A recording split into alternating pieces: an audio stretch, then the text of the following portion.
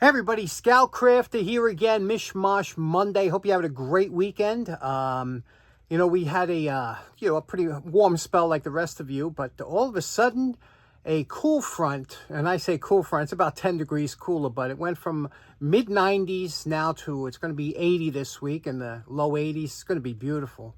So I'm looking forward to that, and it's actually nice. Now looking forward to my walk tonight. Nice cool breeze. That's always fun.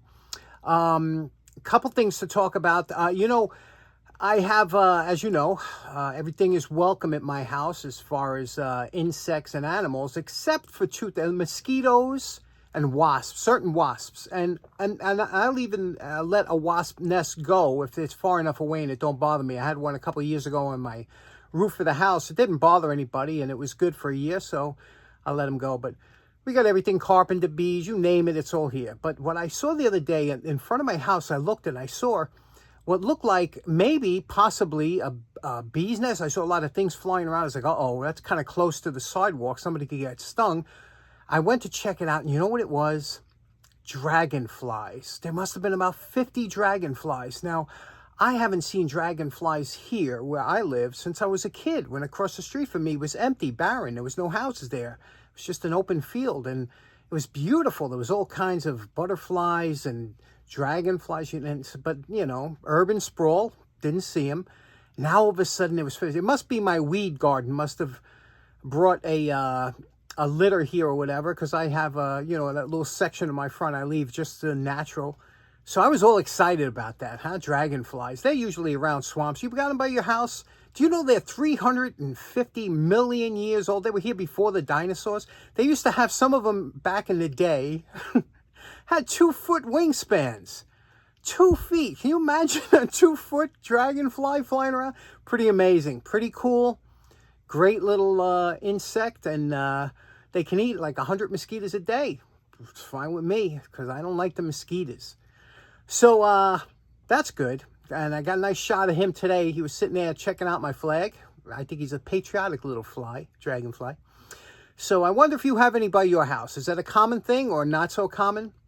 Do you know one thing I feel bad about? There's no fireflies or lightning bugs in the UK. I still feel bad about it. I feel like smuggling some in. Do you know that? I feel like grabbing a bunch, putting them in my pocket, going to the UK and just letting them go. I can't believe you guys in the UK don't have lightning bugs and fireflies. And I feel so bad for you. Anyway, a couple things to get to today, so let's get started right away. Okay, first up for today's project, my buddy Al Mackley, who lives not far from me, great guy. We were talking about a lot of shop and things like that, about things we collect, and Al's the guy with the big Leatherman collection. Well, Al had this ratchet. He says, John, could you do anything with this? This was like one of his favorite ratchets and stuff. And he says, it's just a little, I guess, missing a couple. So I checked it out. And of course, it's a couple things, couple issues here.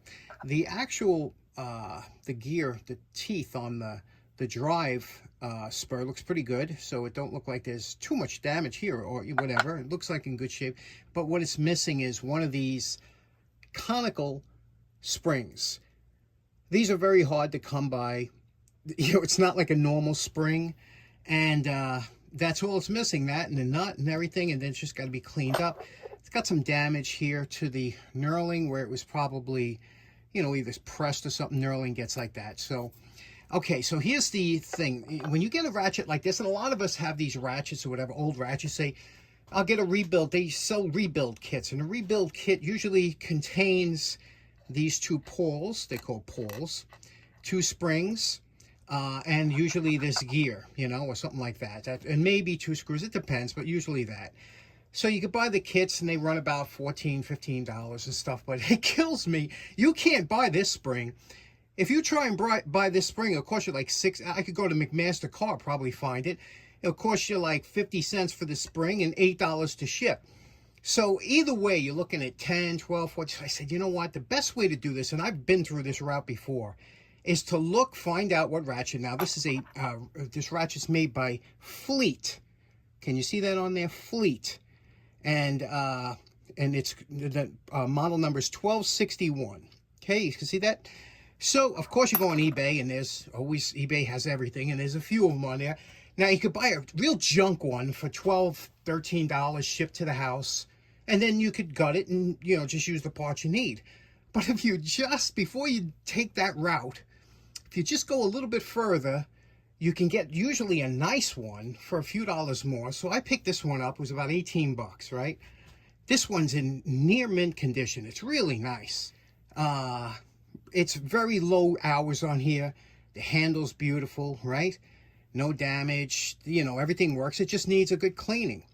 But I said, this is the way to go, you know? So now, rather than strip this apart, it's got the original screws. Rather than strip it apart and whatever, we'll take it apart, clean it up, and I think Al's going to be better off with this one. We'll do a nice cleanup job, and then, you know, then we'll see what we could do as far as making this into a usable ratchet. But first thing, let's take this apart and clean it up, and I'll show you how to put this back in service. My good buddy, Snap Ring Chronicles, he's the one that he's done, on his channel, he must have over 100 ratchets he's taken apart and put together and shows you how to do it. But this one's a relatively simple one. Let's take it apart and clean. Here we go. We took the 2 screws out. Now, what you have to do here is you could push up here on the gear plate to have this back piece come off, you see? So there's the back piece. You can see what grease is in there is all dried up. The front plate will fall forward like this. Here's your gear. You hold the pulls like this. You pull the gear out like that, okay? And now you don't want to lose these springs, so you just gently pop the springs forward, and it's going to be a little bit messy. Pop the 2 springs forward. Like I said, this is where one springs across the garage or the basement. You never see it again. Remember the pulls, they're flat on the inside, okay? It don't really matter which one, but they're flat on the inside. Take these out, and now we're just going to do a cleanup. You see what happens to grease. That's why I'm never a big grease fan. Grease is funny because it can get, in the wintertime, it can get stiff. Grease is always, unless you use a synthetic grease, and that's why I prefer either a synthetic grease or a lithium lubricant, something that stays pliable. Because if you put like a grease that gets real thick or hard in the wintertime, or, you know, it gets like this. Now, the first thing I like to do is I just want to measure, see what this screw is, just for my own knowledge. So I take it over to my thread checking. These are thread checkers here. And we'll go to one that looks like it fits, okay, like this one here, let's say, and try and screw it in.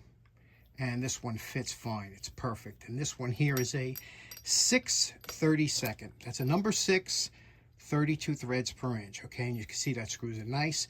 So if you ever had to replace the screw, you would get a 6/32, and we'll know that from the other one, because that is threaded. The plate is threaded. Now, back in the day, there was a lot of small tool companies, and Fleet was one of those tool companies. It was bought up first by Plum, and then Proto, and, you know, and all these tool companies. You could see a lot of them look alike, and this is a kind of a Proto ratchet design. This one here, this teardrop, it's very common. And so a lot of companies used it. Now, what I find interesting is you can see here 2 different, probably, years of manufacture, or whatever the case may be. But notice the difference here. First of all, from 3/4 of the way up and around, they polished the top, okay? So it obviously looks good. But at the bottom here, this one here is quite a bit more, the texture is rougher here than over here. But it was probably like a nickel or chromium plating or something. Nothing crazy expensive. I'm sure they were, you know, trying to save money, but you could see the difference. I always find it amazing from the years and whatnot, what they look like and how the knurling is. But you could see that it's exact same model, but you can see slight differences, you know, even the finish and how it's ground and things like that. So we're going to make this one nice. And again, we'll pick the better handle, and then we'll clean up, put it back together. We cleaned up everything using 50/50 and rags, got all the grease off everything. Everything is clean now and void of all that sticky old grease. And remember, the back of the plate was all, you know, back, and same thing with here with the gear switch and everything. So everything's nice and clean now. Now, because this has the original chromium or whatever finish it was on there, we don't want to take that off. I could easily run this under the belt sander and polish it out. The problem is I only do that when it's rusty and it's already gone. This finish is still good. I ran it under the hard wire wheel, which got off some of that burrs. Now I'm just going to go over it lightly with the fiber wheel so we can blend this in and get it to a better finish, you know. And we'll do that with the polishing. Again, we want to leave the original finish on. Now, just to show you, of course, we're going to take the better of the two gears, but you can see this one here, the one I got, a little bit of banging up on the back here. We'll get rid of that. But if you notice the gear teeth, on the right gear, which is the one we're going to use, is in better condition than the one on the left. Here, it's a little bit worn on the left, but we'll use this one. It's closer to new old stock, but we just got to clean up that face a little bit, and we'll put it back together and lubricate it.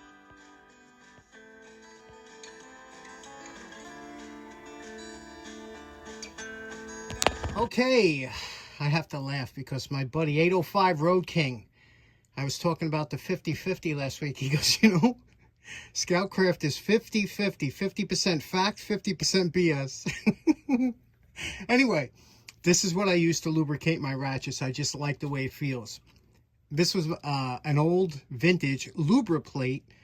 That's a great name, isn't it? Lubriplate. It just, I love the way they think. Anyway, it's a motor assembly grease. It's very much like a lithium grease. You can see here it's got nice properties to it, and it's waterproof. It's anyway, so I mixed that because I can't do anything straight. This here is 50% red grease and 50% marble mystery oil. Okay, so it's got really good cleaning properties and good lubricating properties. And marble mystery oil is very close to automatic transmission fluid, but it's red grease. You remember I made this up in one of the videos. I use this for my ratchets, but I combine it with, no, I know he's laughing out there, with the Lubriplate. And it makes for this real slippery, I mean, it's real slippery. I can't even tell you how nice this is, but that's what I use for my ratchets. The only thing is, don't get this on your fingers. Last up, we have to lubricate the detention bowl here, and to do that, a drop of 20 weight motor oil, any kind of oil, non-detergent, put it on top, take a screwdriver, press it down flat, the oil will soak into the hole, and Bob's your own. And we're calling this project done. Now, this is Al's everyday user, so obviously I'm not going to go we're not going to go crazy and take all the coating off here and to make it a full polish, because this coating is really good. You know, it protects the ratchet. It's very rare that you find one that still has it. So whenever you have it, you try and keep it. But you can see here, we did clean it up nice. I got a lot of the pits out of here that were here before. It works beautifully. It feels like it almost needs brake, like it's so new, it almost needs brake. But listen to it now, how, can you hear that? Super smooth because of that lubricant. That is such a good lubricant. If you get a chance to try that, really good. So there we go. This one is these proto ratchets, they last a long time. Just every once in a while they need a little lubrication, because they do sometimes tend to get bound up. We have a subscriber here who is a mechanic, and he said what he does with all his ratchets, he said once a year he would take all his ratchets and put it in a bucket of transmission fluid. Just let them sit overnight. And he says that was enough. The rest of the year, they were smooth as silk. I could see how that would work. It would soak in there, but he did that once a year. So pretty cool, huh? There you go, Al. Okay, so now you're wondering about Al's original ratchet. Well, what I'm going to do is, you see this conical spring, which is very difficult to find. What I did is I found these springs. If you ever get an assortment of springs, you know, NK makes in a spring assortment. Buy them if you can, because you're always going to need a spring at one time or another. Make a jar full of springs. This here has the same durometer, but it seems to be a little wider. I'm going to see if I could fit that in there and somehow get that to work. Okay, so here's Al's ratchet all fixed up. Check this out.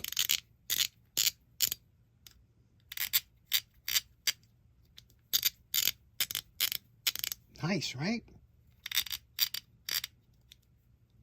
I wonder why they don't use regular springs, why they use those conical springs. There's probably a reason.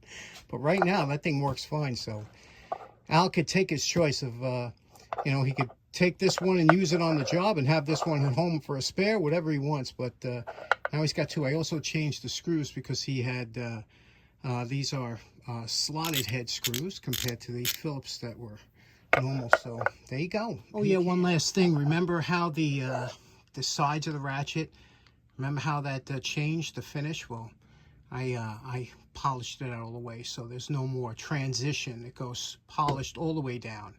No more transition. Okay, fun little project today. Not to step on Rich, my buddy at Snapring Chronicles, but little ratchet work today. It is tedious and it takes time, but it's a lot of fun. I hope you enjoyed it. Hope you have a great day. We'll see you again on Wednesday. Take care now. Bye-bye.